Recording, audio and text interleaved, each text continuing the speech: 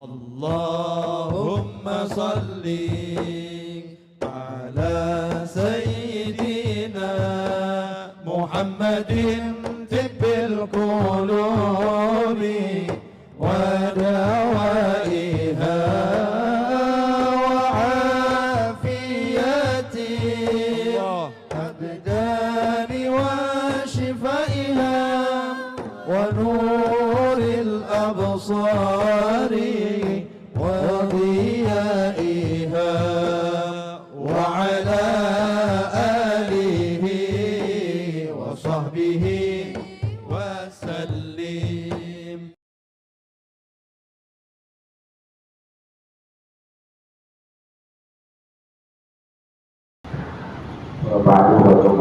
Para ulama, para asatidzah, para guru, para hujjah, para pengurus Masjid Amal yang sama kita hormati Ketua DPR Masjid Amal Muhammad Bapak Mayor Juwana Suwarno dan juga Bapak Ustaz Haji Ahmad Khoiri Ketua RW 07 dan juga Bapak Haji Supriyato dan Bapak Haji Umar. Kita doakan mudah-mudahan panjang umur, sehat walafiat, berkah ilmunya, berkah hidupnya di dunia wal akhirah. Begitu juga kita hadir pada kesempatan malam yang berbahagia ini, kita untuk mengajak memohon kepada Allah Subhanahu wa Ta'ala agar dipanjangkan umur kita dan doa dan ibadah kepada Allah Subhanahu wa Ta'ala, dan berharap kalau dipanggil masih dalam keadaan muncul Al-Fatihah. Bismillahirrahmanirrahim. Kira-kira kalau kita yang patut kita ucapkan dalam kesempatan malam buah hari ini, tentu dua saya kata syukur kita kepada Ilahi Rabbul Izzati memberikan kata nikmatnya kepada kita sekalian, nikmat panjang umur, nikmat Islam, sehat dan sempurna, sehingga nikmat tersebut mampu menggerakkan akal kita, menggerakkan kita hadir dalam masjid ini dalam rangka menggugurkan kewajiban kita, yaitu sholat maghrib, dan alhamdulillah kita laksanakan secara berjamaah langsung dengan sholat berilmi. Mudah-mudahan akan ibadah kita pada malam hari ini dapat sebagai salah satu amal ibadah Allah Subhanahu wa Ta'ala. Salawat dan salam semoga tercurah kepada presiden kita baginda Muhammad sallallahu alaihi wasallam, kepada para sahabatnya. Semoga kita termasuk umat yang selalu istiqamah menjalankan syariatnya dan selalu mengharapkan waktu ijma' yaumil kiamat kelak. Amin amin ya rabbal alamin. Dua pekan yang lalu kita juga masih kaitan dengan hati, dan qalbul wajar, hati yang takut kepada Allah sambil sebentar kalau masih lagi. Sekarang adalah al-qalbul mutakabbir, hati yang senantiasa sombong. Takabur ini ada dua, takabur kepada Allah, takabur kepada manusia. Kalau kepada Allah suatu hak, menolak kebenaran Allah. Begitu juga kepada manusia, menolak kebenaran manusia dengan meremehkan, menghinakan kepada manusia. Sehingga disebut dengan qalbul mutakabbir adalah mustakbiru an tauhidillahi ta'ala wa ta'atihi, yaitu hati yang sombong, dia tidak mau mentauhidkan Allah, mengesahkan Allah,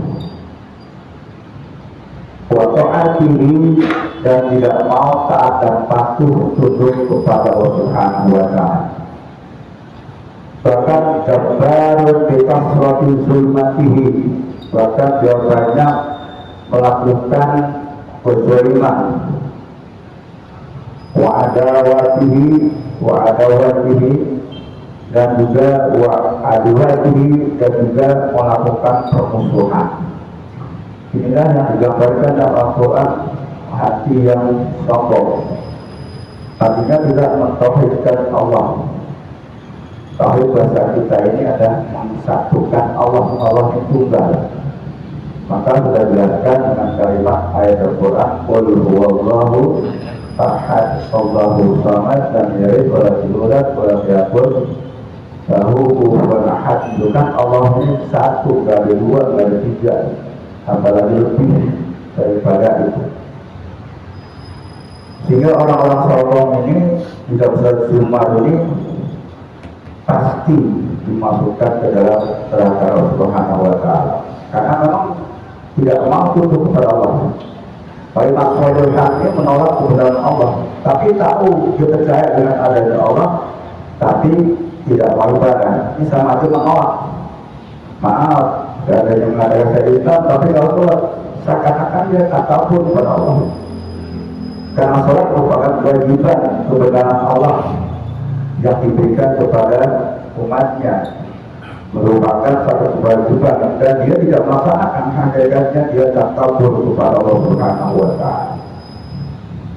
Di Al-Quran Allah Subhanahu wa Ta'ala menjelaskan mereka ingkar, depan konteksnya adalah kafir, kafir bahasa kita ingkar.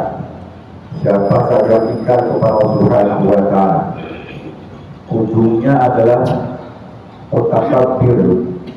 Kita lihat dalam Al-Quran, wasiqal ladzina kafaru ila jahannama zumara hatta idza ja'uha futihat abwabuha wa qala lahum khazanatuha.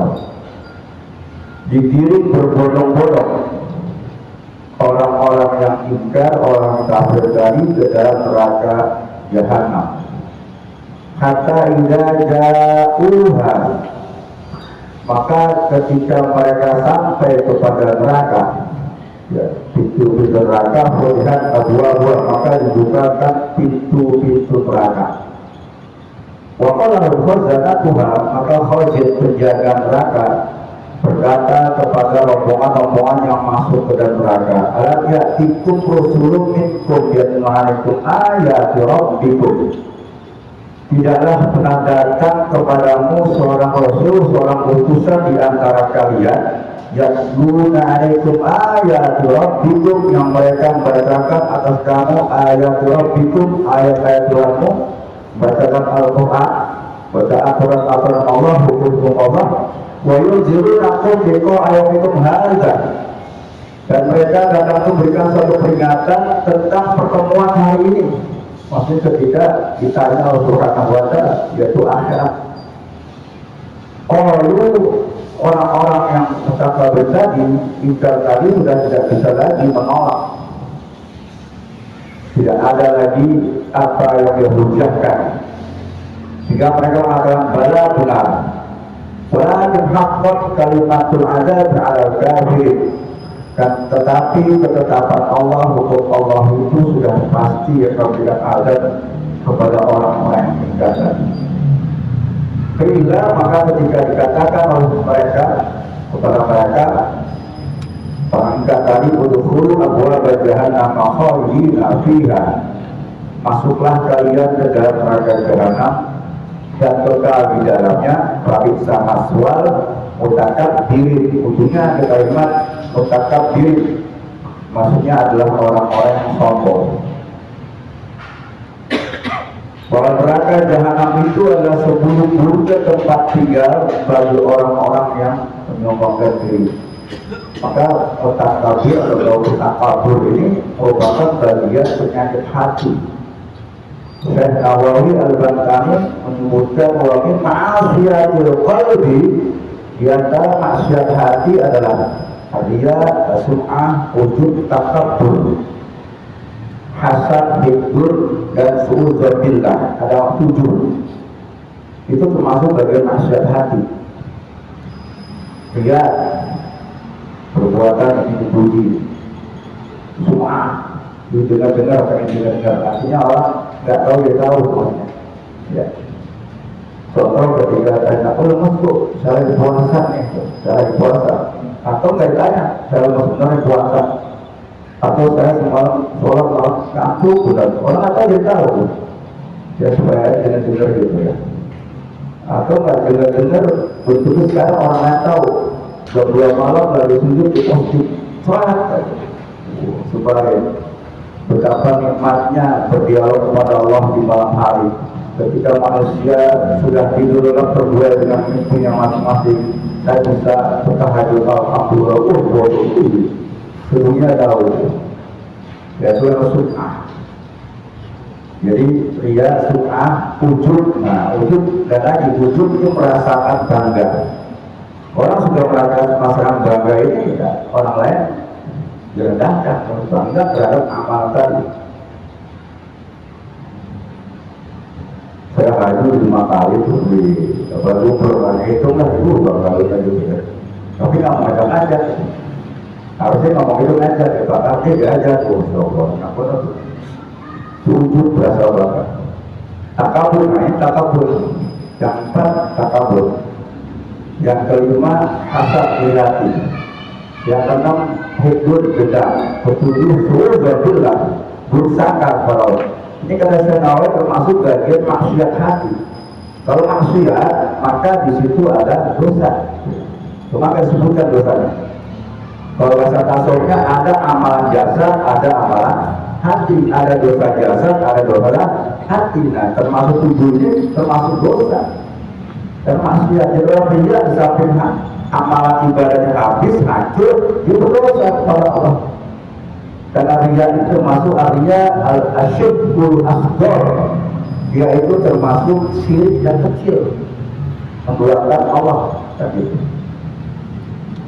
Itu termasuk bagian maksiat. Jadi orang-orang yang takabur termasuk hati yang takabur ini akan jauh kepada Allah Subhanahu wa Ta'ala.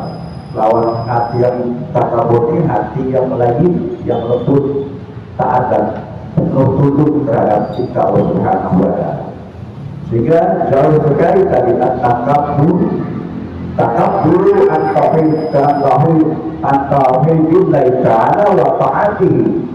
Dia sombong terhadap keesaan Allah, kebesaran Allah, wa ta'atihi dan ketaatan kepada Allah. Kalau kita bicara ketaatan berarti perintah yang diperintahkan Allah tidak dikerjakan. Tapi kalau orang-orang beriman dia taat kepada Allah sehingga hatinya qalbun taqi, hati yang takwa kepada Allah Subhanahu wa Ta'ala. Kalau hati yang takwa ini dikatakan memindahkan ya, orang-orang yang hatinya takwa kepada Allah Subhanahu wa Ta'ala, keuntungannya atau natijahnya atau sama waktunya hasil buahnya itu adalah al-ma'iyyata al-ilahiyatu hifdiyatu al-lafdiyatu. Orang-orang yang hatinya takwa tadi atau termasuk daripada lawan hati yang takabur, takwa tadi adalah ia selalu bersama kepada Allah, karena Allah Ta'ala selalu bersama para hamba-hambanya. Kepada tentu hamba-hamba yang bertakwa kepada Allah Subhanahu wa Ta'ala. Wahai hifdiyatu, dan senantiasa mendapatkan pemeliharaan dari Allah, dijaga Allah Subhanahu wa Ta'ala daripada perbuatan-perbuatan maksiat. Karena kita tidak mampu untuk menghindarkan berbagai macam maksiat, makanya sulit menyebut banyak-banyak mengucapkan kalimat haula, la haula wala quwwata illa billah. La haula 'anil maksiati illa bismatika wala quwwata 'ala ta'atika illa bitaufiqika. Tidak ada daya untuk menghindarkan berbagai macam maksiat kecuali Allah yang memelihara. Tidak ada kekuatan untuk ibadah kecuali Allah memberikan pertolongan, taufik, kekuatan agar kita bisa ibadah. Kita bisa ibadah bukan karena hebat kita, pintar, tidak. Allah memberikan taufik kepada kita. Jadi gampang, ke masjid gampang, baca Quran gampang. Dan Allah biarkan kita untuk tidak maksiat bukan karena hebat, karena Allah tidak gerakan hati kita untuk perbuatan-perbuatan yang negatif tadi, karena Allah memberikan pemeliharaan. Nah disinilah orang-orang takwa tadi bersama Allah, dijaga Allah, al-lutfiyata dengan kelembutan Allah. Ini sesuai dengan firman Allah Subhanahu wa Ta'ala yang menunjukkan Allah Ta'ala berfirman, wattaqullaha, bertakwalah kalian kepada Allah, wa'lamu, dan ketahuilah Annallaha ta'ala ma'al muttaqin, semuanya Allah selalu bersama kepada orang-orang yang bertakwa. Kalau bersama kan selalu Allah memonitor kita, tapi berikan taufik ya, bukan bersama dibiarkan saja. Jadi yakinlah kepada Allah Subhanahu wa Ta'ala sehingga jauh daripada sifat sombong, sifat takabur kepada Allah. Segala sesuatu yang Allah Subhanahu wa Ta'ala perintahkan, ya senantiasa ya sami'na wa ata'na, mendengar kemudian taat, dikerjain. Bukan sami'na wa asaina, saya mendengar tapi saya maksiat, abaikan. Itu bagi orang-orang yang takabur.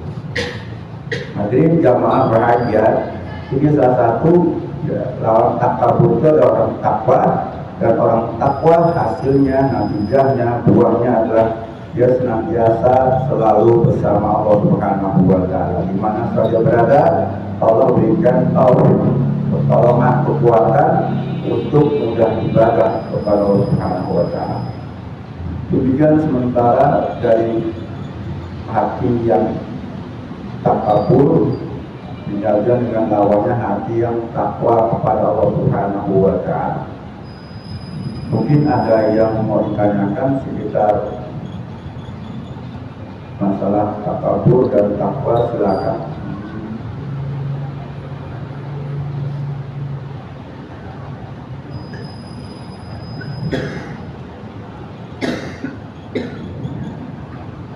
Silakan Pak Firman.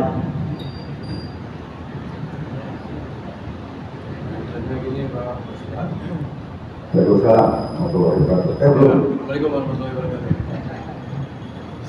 Ini karena di sekitar kita ini sekarang ini memang gadget ini ada di mana-mana. Nah, kalau kita misalnya menghadiri taklim begini, kita tampilin di status kita atau di grup kita, ini apakah sudah bentuk ujub atau ria itu Pak? Mohon tanggapannya atau sarannya. Demikian, Assalamualaikum warahmatullahi wabarakatuh. Ya, mungkin ada yang lain sekalian. Pertanyaan sekali lagi, mungkin ada tambahan lagi. Baru satu, mungkin tiga ada jaganya ya. Saya tambahin satu. Ya. Assalamualaikum warahmatullahi wabarakatuh. Warahmatullahi wabarakatuh. Dikaitkan dengan masalah ria. Misalnya ada seorang yang ingin sedekahkan sebagian hartanya, namun dia tidak ingin diketahui. Istilahnya tidak perlu diumumkan, Sementara dalam kepengurusan atau organisasi kemasjidan ini kan harus jelas ini dari siapa yang menyumbangkan. Soal mungkin tidak diumumkan siapa namanya, mungkin bisa disebutkan hamba Allah misalnya. Kata-kata sebutan hamba Allah ini apakah sudah bisa mewakili kepada yang bersangkutan? Apakah dari pihak pengurus ini memang harus perlu tahu dari siapa ini, walaupun tidak diumumkan. Apakah mana yang lebih bagus diumumkan dengan yang tidak diumumkan? Terima kasih. Waalaikumsalam warahmatullahi wabarakatuh.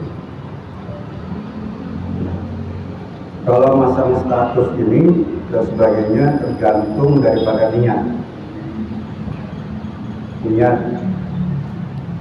Kalau tadi ada pengajian di mana bikin status, tujuannya supaya ikut. Ini dakwah, mengangkat orang berbuat baik. Adapun dia nggak mau datang, yang penting memberikan informasi. Bila hadis Nabi kita Muhammad SAW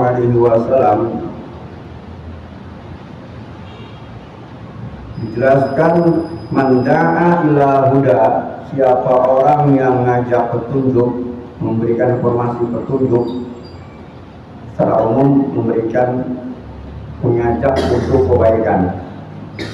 Karena minal ajri, maka baginya yang ngajak tadi itu dapat pahala mislu ujuri, sebanyak pahala manit tabahu, orang yang mengikutinya. La yanqudu dzalik min ujurihim syai'an, dan orang yang tadi ngikutin dapat pahala itu nggak dikurangi dia pahalanya disebabkan orang ngajak. Nah, jadi bahasanya orang ngajak itu nambah poin, multilevel marketing, nah gitu kan poin. Misalnya ada si Fulan Muhammad ngajak si Ismail, ya kan Ismail yuk ngaji, ada pengajian atau sesuatu yang baik lah gitu. Ismail ikut, maka si Ahmad tadi dapat kebaikan tadi. Di samping dia mendapatkan kebaikan, dapat lagi poin kebaikan akibatnya si Ismail ikut. Kalau dia ngajak 10 orang, semuanya ikut, tambah lagi poin 10 orang. Jadi kalau dia ngajak orang tadi, jangan dilihat orang mau ikut kagak, yang penting syariatnya ngajak. Adapun nanti orang mau ikut, itu ada ranahnya Allah. Kalau Allah berikan taufik, dia datang. Dia ikut, kalau nggak berikan taufik, ya nggak bisa. Walaupun namanya taufik hidayah. Tapi bagaimana? Syariat Nabi kan begitu. Syariat Nabi itu dakwah, maka istilahnya ada namanya hidayatul irsyad, hidayatul taufik. Nabi ngajak para sahabat, ngajak keluarganya untuk beriman, itu hidayatul irsyad, artinya petunjuk kebaikan. Adapun dia mau beriman tidaknya, itu kekuasaan Allah, nggak bisa. Kalau Allah memberikan dia beriman, berarti dia dapat hidayatul taufik namanya. Jadi kita begitu juga dakwah kita. Jadi tugas dakwahnya bukan para kiai, ulama, habib, ustaz, kita juga bisa dakwah. Bahkan Nabi yang berhasil dakwahnya fardiyah, face to face. Ya, kalau dakwah secara umum kan ceramah, jamaahnya 1 juta pun. Ya belum tentu 10% dia mau. Cuma melihat ustaznya ganteng apa kagak gitu kan. Ustaznya kocak apa kagak nih gitu. Ya, ustaznya bajunya baru apa kagak gitu ya. Tapi kalau dakwah face to face, Nabi dakwah face to face yang berhasil, datang rumah, ngobrol, gak langsung cerita tentang masalah agama. Contoh ini dalam kisah, datang, ya, dia datang seorang rumah Pak Kardi misalnya, Pak Kardi, tapi bukan Pak Kardi sini, Pak Kardi Matraman gitu. Pak Kardi gak pernah sholat, jangan Pak Kardi dah, ya. Mansur, katanya Mansur. Nggak langsung, Mansur, Pak Mansur, kamu kalau mau sholat masuk neraka, ya begitu, frontal kan gitu. Di rumahnya, Pak Mansur hobinya di rumahnya ada akuarium ikan kan gitu ya. Pasti sediain air putih, ngopi, waduh, dilihat ikan dulu. Ya Allah, Pak Mansur hobinya ikan nih, bagus nih. Karena kalau ikan menurut orang, melihat ikan itu senang bisa hilang stres katanya. Ya, katanya gitu kan. Dilihat betapa Allah menciptakan makhluk namanya ikan. Kalau kita lihat ikan itu ada berapa ratus nama-namanya, ribu-ribuan. Kita harus subhanallah, maha suci Allah, dan kita ini sebagian makhluk Allah. Kalau kita nggak ibadah, betapa hinanya kita kepada Allah. Itu saja kan gitu. Ya, mudah-mudahan berpikir gitu, itu dakwah manusia. Jadi tadi punya statusnya ada orang nggak apa-apa, itu hanya menunjukkan informasi. Ya. Ada pengajian, ya. Waduh, ada pengajian yang tadi nggak tahu jadi tahu. Kalau gerakan. Jadi tadi niatnya tadi. Tapi kalau kita niatnya ria, lain lagi yang tahu hanya Allah. Ya. Jadi ria itu yang tahu cuman ada gambaran ciri-ciri orang ria, nah gitu. Ya. Misalnya pengajian ada makanan datang misalnya nih ya, makanan itu kebun datang, nggak ada kebunnya nggak datang dia. Kenapa tuh? Niatnya niat ngaji apa niat kuburi? Niat ngaji sambil makan kuburi, gara-gara ini nggak mau datang, padahal tetanggaan gitu. Misalnya, gitu. Yang tahu Allah, kita nggak bisa menjelaskan kamu ya nggak bisa, kamu ikhlas nggak bisa. Cuman ada tanda-tandanya orang tadi. Jadi kembali kepada niat tadi.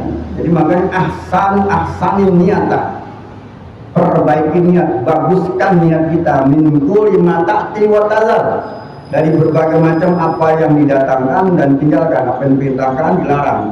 Kalau kita memperbaiki niat tadi, liyahsulalaka ajrun, niscaya kamu akan menghasilkan pahala, diberikan pahala. Pahala tadi ngajak orang. Bahkan bukan pahala saja, tapi wan najatu min adzabil taala. Allah selamatkan daripada azab Allah. Jadi kalau kita lihat tadi ngajak, niatnya ngajak. Adapun nanti orang mengikut tidaknya, serahkan kepada Allah. Karena bukan kekuasaan kita. Gak boleh ngambek. Ya terus ini ngomong, kamu malas amat ibadah ngaji kita masuk neraka ya. Yang diajak dan kemarin pintar lagi. Emang saudara punya bapak moyangmu gitu, bisa aja gitu ya. Bisa aja gitu, berani orang tua. Maaf jadi berantem, ya ini dakwah. Kemudian tadi berkaitan tadi sedekah, ya.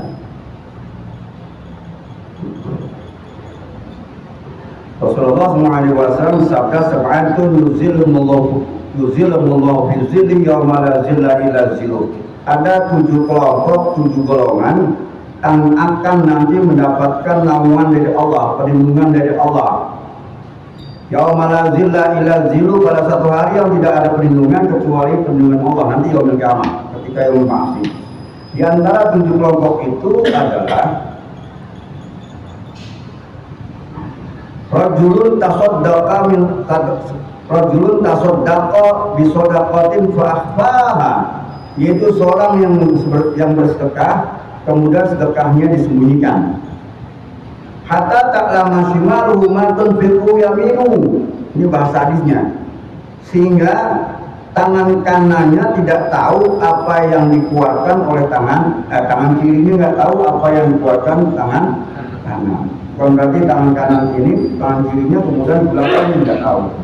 Maksudnya di sini adalah ikhlas, artinya disembunyikan. Nah, ikhlas ini kemudian disembunyikan bagaimana? Supaya orang lain tidak tahu, maksudnya yang tahu hanyalah Allah. Nah, adapun di dalam kaitan itu nanti kembali kepada niatnya tadi. Jadi ikhlas ini bisa termasuk apabila dia ngajak orang juga, ya. Nanti tergantung kepada niatnya masing-masing.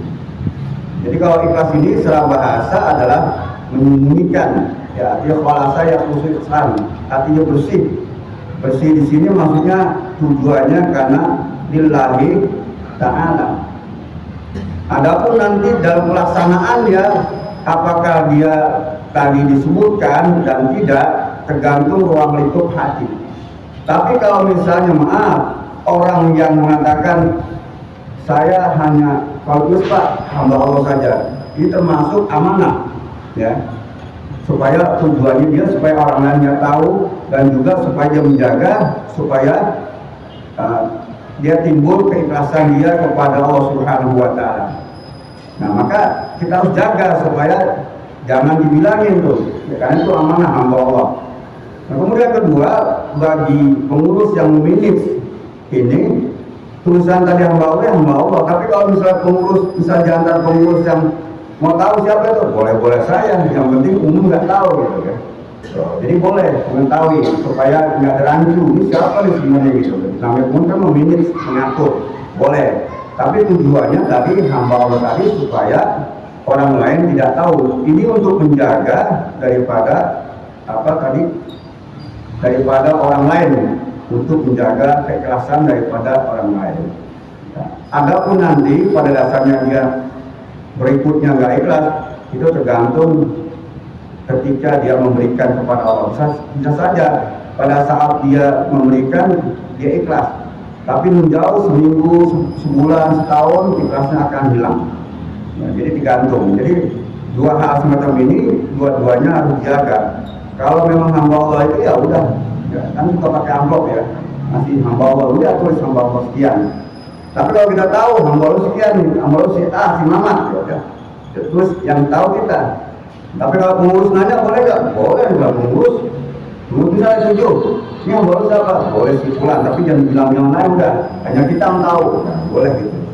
Itu supaya tidak ada rancu di antara pengurus, biasa gitu ya, ya, hamba Allah. Itu tujuannya baik. Jadi yang memberikan amanah ini kepada pengurus baik, dan kita juga sebagai yang mendapatkan amanah ini juga menjadikan satu kebaikan buat dia. Jadi setelah kaitannya dengan ikhlas kita kepada Allah Subhanahu wa Ta'ala, agar apa yang kita kerjakan ini sebenarnya hanya Allah yang tahu. Makanya ketika kita bicara tentang masalah qabul ibadah, salah satunya adalah ikhlas tadi, as-sihhatu, niat kita kepada Allah Subhanahu wa Ta'ala. Mungkin begitu Pak Adi dari kaitannya dengan masalah ikhlas. Ya. Terima kasih.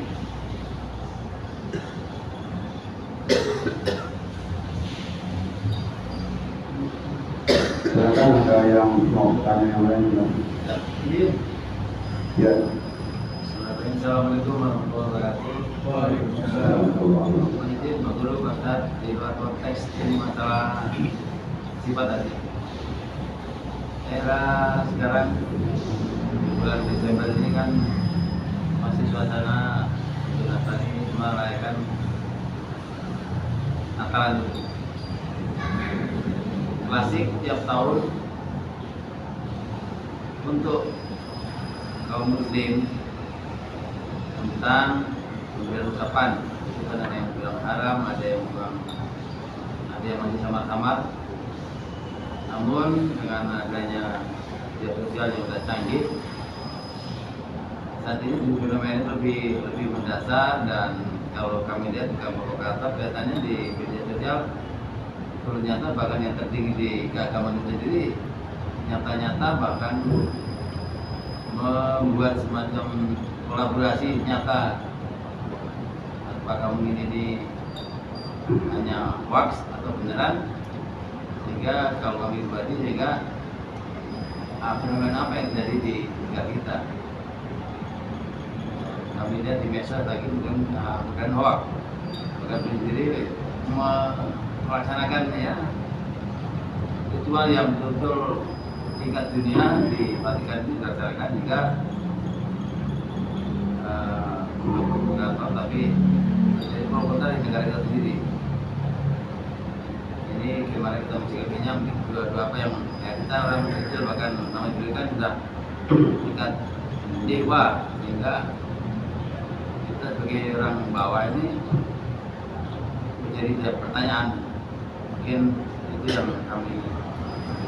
Ya, kalau kita lihat satu-satunya jalur yang bisa memberikan fatwa ini kan adalah fatwa ulama Indonesia, yaitu fatwa MUI. Itu tahun 1981 sudah menyatakan hukumnya adalah haram. Dan juga Tarjih Muhammadiyah juga sudah mengatakan hukumnya haram. Berbeda dengan hukum selamat tahmiyah. Tahmiyah kan artinya cuma selamat. Misalnya selamat naik pangkat, itu mengakui dia naik pangkat. Kalau selamat hari raya itu mengakui pertama dilahirkan. Dilahirkan.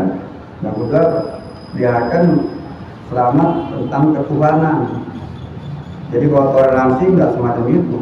Kalau kalimat lakum dinukum wa yakin lana a'maluna wa lakum a'malukum itu lain lagi. Ya, lana a'maluna wa lakum a'malukum, amal saya untuk saya, kamu itu bukan berkaitan dengan campur bautan. Jadi salah satu toleransi, kita tidak boleh mengganggu agama dia, itu namanya toleransi, bukan dicampur adukan. Ya, kadang-kadang campur adukan ini, oh dia kalau ini datang rumah kita, jalan lagi. Ini kaitan dengan masalah akidah, keyakinan. Kalau kita mengucapkan selamat, bisa dengan cara apa? Selamat bahagia boleh, tapi kalau selamat tadi itu menyangkut masalah akidah. Jadi mau MUI dulu 1981 di remuk semacam itu bagaimanapun. Adapun di dalam pemerintahan, ya misalnya contoh di Departemen Agama itu kan ada orang-orang yang kapasitasnya mereka pejabat agamanya sama. Apa nggak salah diutus dia perwakilan, kan boleh saja. Nggak harus menterinya kan gitu kan, perwakilan. Jadi sebutan toleransi itu tadi semacam itu. Ya, kita menghormati agama lain, tidak boleh mengganggu, itu namanya toleransi.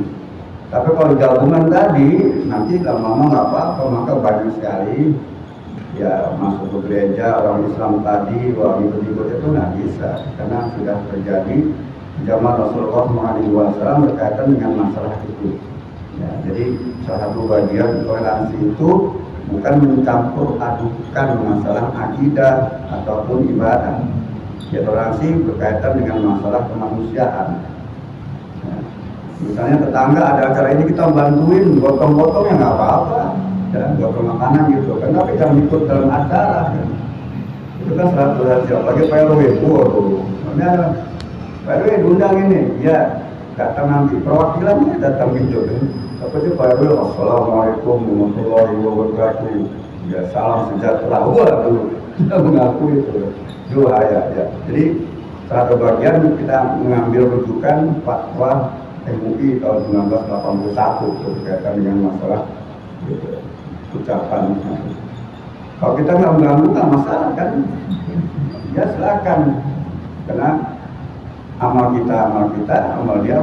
Jangan campur adukan. Ya, itu bahayanya kalau jangan campur adukan. Mungkin begitu Pak Haji ya. Mau sedikit. Iya. Selanjutnya dari Pak Haji. Itu tadi tetangga saya ada yang Nasrani ya. Kita memang datang, tapi kita nggak mengucapkan apa-apa, hanya datang saja, duduk, salaman, udah.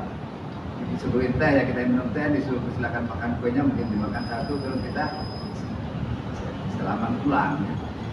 Gimana ini yang seperti itu? Kalau itu nggak apa-apa kan, nggak ada acara keagamaan. Nggak ada. Nggak apa-apa. Ada keagamaan. Jadi hanya datang ke rumahnya, kita datang, duduk, nggak mengucapkan apa-apa. Ya. Boleh itu ya Pak? Boleh.